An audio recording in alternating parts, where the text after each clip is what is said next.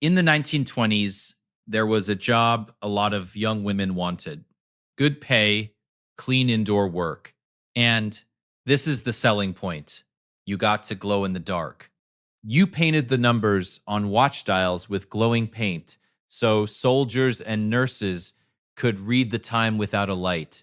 The paint was radium. Nobody told the girls that. What they did tell them was to keep a sharp point on the brush. Roll the tip between your lips. Lip dip paint. Lip dip paint. Hundreds of times a day. They were very slowly painting the inside of their own mouths with one of the most radioactive substances on Earth. And the people who hired them already knew. This is the story of the Radium Girls and how a few dying women in their 20s took on a corporation and rewrote the rules for every worker who came after them.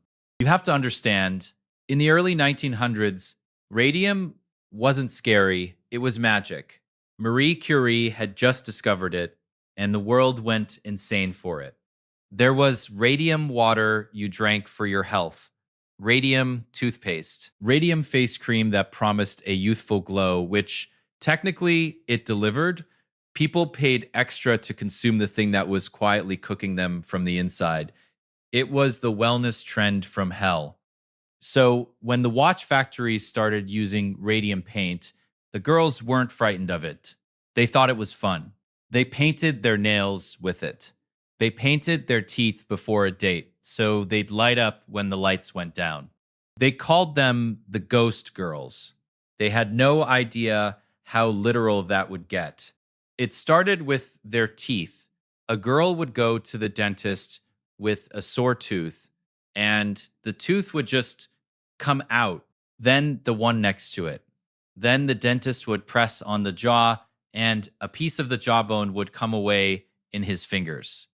The radium had been tricking their bodies. Your body looks at radium and thinks it's calcium, so it packs it straight into your bones. Once it's in there, it never stops. It sat in their jaws and their spines, glowing, drilling little holes through them from the inside for years. Doctors were baffled. One girl's jaw had to be removed in pieces. Another's spine collapsed and crushed her down inches shorter. They were falling apart in their 20s, and nobody could say why. Except somebody could. Here's the part that should make your blood pressure spike. The company executives already knew radium was dangerous. The men who handled it in the labs wore lead aprons and used tongs. The scientists protected themselves completely. The girls were told to put it in their mouths. And when the women started getting sick, the company ran its own medical exams, found that yes, the girls were dying, and then told them they were perfectly healthy. They blamed it on syphilis, knowing that word alone would shame a young woman into silence. They stalled. They lied.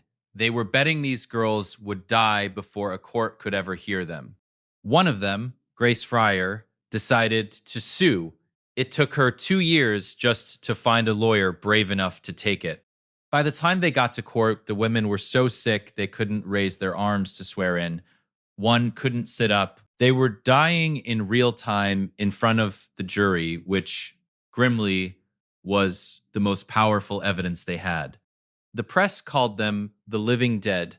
The public was horrified, and the science was now undeniable. A doctor proved their breath and their bones were literally radioactive. They were glowing on the witness stand. The company settled not because they suddenly grew a conscience, but because they were losing. The women got compensation, medical monitoring, and an apology worth roughly nothing to people with months to live. But here's why their names survived. Those cases helped establish something we now take completely for granted: that your employer can be held responsible for knowingly poisoning you. Workplace safety law, the right to sue over an occupational disease. A real chunk of that was paid for by women who licked a paintbrush because a company told them it was safe. The watches they painted still turn up at auctions. A century later, some of them still glow. So, do the women's bones in their graves. If you took a radiation detector to the cemetery, it would still find them. They wanted to shimmer. They got to be unforgettable instead. Next time, a town in 1518 where one woman started dancing in the street, couldn't stop, and within a month had pulled 400 people into dancing themselves to death. Nobody knows why. Subscribe